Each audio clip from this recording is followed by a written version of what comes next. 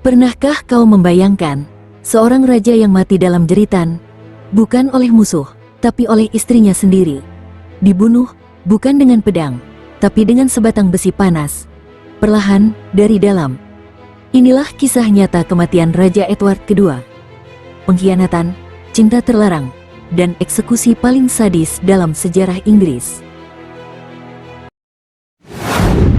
Edward II lahir di Wales, tahun 1284. Ia adalah putra Raja Edward pertama, seorang penguasa militer yang ditakuti dan dijuluki The Hammer of the Scots. Dari ayahnya, ia mewarisi tahta yang megah, namun tidak mewarisi kekuatan yang sama. Ketika Edward pertama meninggal pada tahun 1307, rakyat berharap sang putra akan melanjutkan kejayaan. Tapi kenyataannya, Edward II berbeda jauh dari ayahnya. Edward II lebih sibuk dengan kesenangan pribadinya daripada memimpin kerajaan. Di masa muda, ia lebih suka bermain musik, mengelus kuda, dan bergaul dengan bangsawan tampan bernama Pierre Gaveston. Kedekatan mereka mencurigakan. Banyak bangsawan mulai berbisik, menyebut hubungan mereka bukan sekadar persahabatan. Saat Edward naik tahta tahun 1307, ia memanggil Gaveston kembali dari pengasingan dan memberinya kekuasaan. Gelar demi gelar ia berikan, termasuk gelar Earl of Cornwall, sebuah kehormatan yang biasanya hanya diberikan pada anggota keluarga kerajaan. Tapi kekuasaan itu menumbuhkan kebencian. Para bangsawan merasa terhina dan mereka mulai merencanakan pembalasan. Gaveston bersikap pongah. Ia mencemooh bangsawan lain, mengejek mereka secara terbuka, dan tetap menjadi orang yang paling dekat dengan raja. Raja Edward II sendiri mulai menjauh dari dunia politik. Ia tak peduli urusan negara, asalkan bisa bersama Gaveston. Tahun 1308, Edward menikahi Isabella dari Prancis, putri Raja Philippe keempat. Usianya baru 12 tahun. Namun, bagi Edward II, ratu barunya hanya dianggap sebagai pelengkap di istana. Pernikahan ini bukan soal cinta, melainkan diplomasi, sebuah jembatan antara dua kerajaan besar. Namun sejak awal, Isabella hidup dalam bayang-bayang. Ia dipermalukan karena melihat suaminya lebih mesra dengan pria lain. Edward bahkan menyerahkan permata dan harta kerajaan pada kekasihnya, sementara Isabella hanya bisa menahan amarah. Meski begitu, sebagai ratu, Isabella tetap menjalankan kewajibannya. Dari pernikahan mereka lahir 4 anak, termasuk Edward III, calon pewaris tahta. Anak-anak ini adalah hasil dari kewajiban politik, bukan cinta, dan setiap kelahiran tidak pernah menutup jurang yang semakin menganga di antara mereka. Sebuah pesta kekuasaan antara raja dan kekasihnya, tapi badai sudah di depan mata. Tahun 1312, koalisi bangsawan yang marah menangkap Gaveston dan memenggal kepalanya tanpa pengadilan. Edward hancur. Tapi ia tak belajar. Tak lama setelahnya, ia menemukan pengganti, Hugh Despenser, seorang bangsawan ambisius yang jauh lebih kejam dan haus kuasa. Despenser bukan hanya kekasih, tapi juga penguasa bayangan. Dengan dukungan Edward II, Despenser merampas tanah bangsawan, menghukum siapa saja yang menentangnya, dan menyingkirkan semua lawan. Isabella dipermalukan semakin parah. Ia dijauhkan dari tanah miliknya, bahkan anak-anaknya pun terkadang direnggut darinya. Dendam pun tumbuh dalam hati sang ratu. Isabella, sang ratu, awalnya adalah istri yang patuh. Tapi ketika suaminya makin larut dalam pengaruh Despenser, dia disingkirkan dari kekuasaan, bahkan dari ranjang kerajaan. Isabella ditolak, dipermalukan, dan ditinggalkan. Tapi ia tidak lemah. Ia mulai merencanakan pembalasan.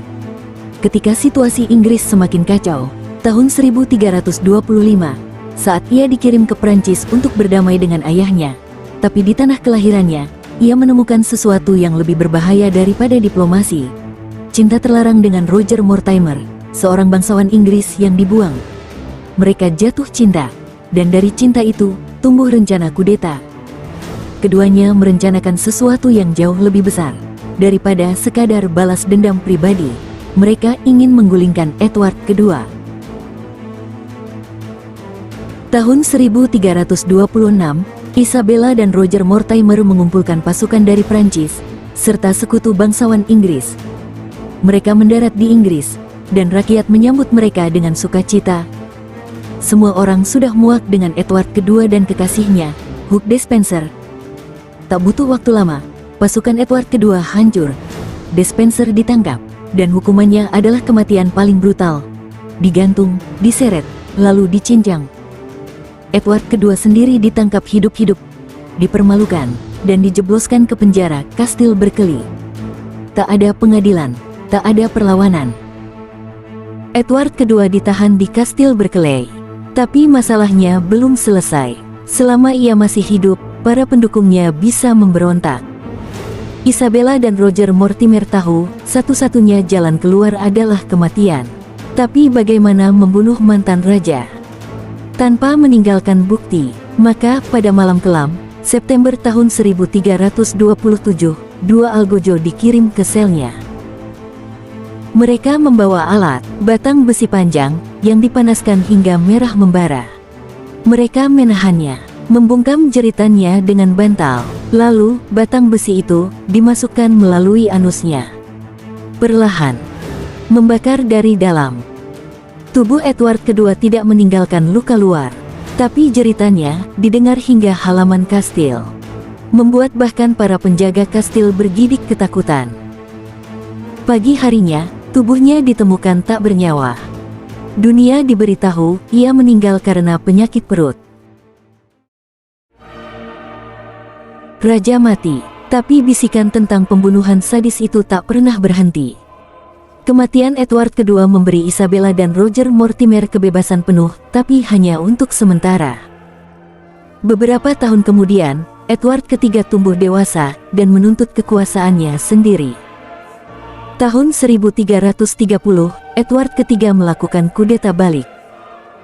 Roger Mortimer ditangkap dan dieksekusi sebagai pengkhianat. Isabella, sang She Wolf of France, tidak dibunuh, tapi diasingkan di kastil Castle Rising. Di sana, ia hidup dengan bayangan masa lalu, seorang ratu yang menjatuhkan suami, tapi akhirnya dikalahkan oleh putranya sendiri. Ironis, wanita yang membunuh raja, kini mati perlahan dalam kurungan. Tubuh Edward II dimakamkan di Katedral Gloucester dengan penghormatan kerajaan. Tapi rumor tetap beredar, beberapa percaya ia tak mati, bahwa semua ini hanyalah sandiwara untuk menyembunyikannya. Tapi satu hal yang pasti, jeritannya masih menggema dalam sejarah. Cinta bisa menyelamatkan, tapi di tangan yang salah, cinta bisa membunuh. Edward II mencintai dengan setia, tapi ia dibalas dengan besi panas yang membakar tubuhnya dari dalam. Dikhianati istri, dibunuh dalam senyap.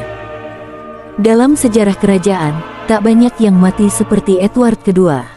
Dan tak banyak yang kisahnya masih membuat orang bergidik hingga hari ini.